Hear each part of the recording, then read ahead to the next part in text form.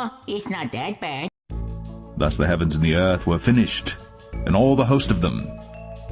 And on the seventh day God ended his work which he had made, and he rested on the seventh day from all his work which he had made. And God blessed the seventh day, and sanctified it, because that in it he had rested from all his work which God created and made. These are the generations of the heavens and of the earth when they were created, in the day that the Lord God made the earth and the heavens. And every plant of the field before it was in the earth, and every herb of the field before it grew. For the Lord God had not caused it to rain upon the earth, and there was not a man to till the ground. But there went up a mist from the earth, and watered the whole face of the ground. And the Lord God formed man of the dust of the ground, and breathed into his nostrils the breath of life. And man became a living soul. And the Lord God planted a garden eastward in Eden, and there he put the man whom he had formed. And out of the ground made the Lord God to grow every tree that is pleasant to the sight, and good for food, the tree of life also in the midst of the garden, and the tree of knowledge of good and evil. And a river went out of Eden to water the garden, and from thence it was parted, and became into 4 heads. The name of the first is Pison. That is it which compasseth the whole land of Havilah, where there is gold. And the gold of that land is good. There is bdellium, and the onyx stone. And the name of the second river is Gihon. The same is it that compasseth the whole land of Ethiopia. And the name of the third river is Hiddekel. That is it which goeth toward the east of Assyria. And the fourth river is Euphrates. And the Lord God took the man, and put him into the Garden of Eden to dress it, and to keep it. And the Lord God commanded the man, saying, Of every tree of the garden thou mayest freely eat, but of the tree of the knowledge of good and evil thou shalt not eat of it. For in the day that thou eatest thereof thou shalt surely die. And the Lord God said, It is not good that the man should be alone. I will make him an helpmeet for him. And out of the ground the Lord God formed every beast of the field and every fowl of the air, and brought them unto Adam to see what he would call them. And whatsoever Adam called every living creature, that was the name thereof.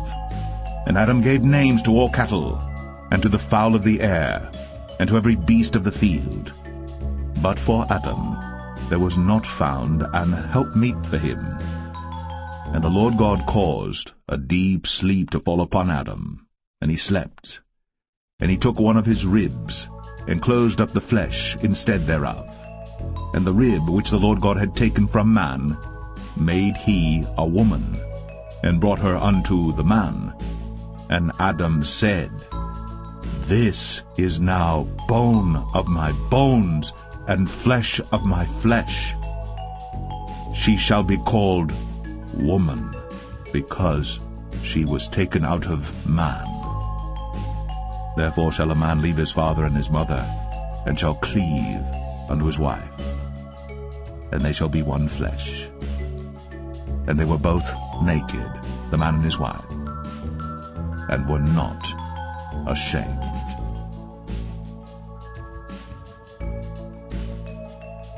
Another neat thing in Genesis 2 is that God took the rib from Adam's side after he was sleeping. He didn't even wake him up. Imagine that just a little snip, and suddenly you have a helper. No wonder God said this is very good.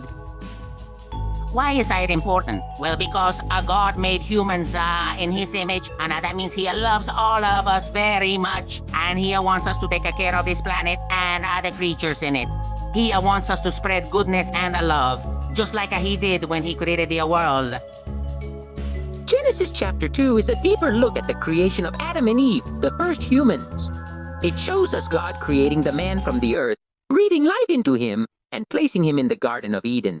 Then God creates Eve from Adam's rib to be his companion and partner. It's important because it shows us the special relationship between man and woman, and how God created us to live in harmony with each other and with the rest of creation. It also highlights the importance of the Garden of Eden and the tree of knowledge of good and evil. In Genesis chapter 2, God forms man from the clay of the earth and breathes life into him. He places the man in a garden called Eden and says everything in the garden is available for him to eat except for one tree, the tree of the knowledge of good and evil. God then creates a woman, Eve, from the man's rib to be his companion and partner. They live together in the garden, taking care of it and enjoying everything God has made. But there's a rule. They can't eat from the tree of knowledge. Why is that important? Well, you know what happened. The serpent tempts Eve, and she eats from the tree, then gives some to Adam. They both realize they're naked and feel ashamed, and they try to cover up with leaves. But God finds out what they did, and as a result, they're exiled from the garden and have to suffer for their sin. It's a sad moment in the Bible, but it shows us the consequences of sin and the importance of obedience to God.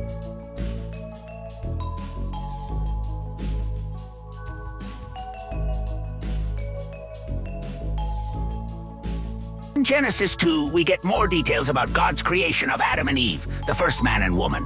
God forms Adam out of clay, breathes life into him, and places him in the Garden of Eden. Later, God creates Eve from one of Adam's ribs, and they live together in paradise. This chapter really emphasizes the special relationship between humans and God.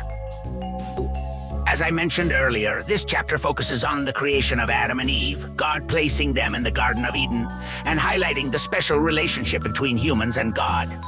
There are a few key points worth noticing. For instance, it mentions how God formed Adam from the earth and breathed life into him, and then later created Eve from Adam's rib to be his companion. It also highlights that everything was perfect in the garden, except for the tree of the knowledge of good and evil being forbidden to them. Sure, one aspect often overlooked in Genesis chapter 2 is the emphasis on the significance of human relationships. God created Adam and Eve, not just as individuals, but also as partners, complementary and meant to share life together. When God declares that it is not good for man to be alone, it points to the importance of companionship and community in the human experience. This theme of interconnectedness and the need for companionship resonates throughout the Bible.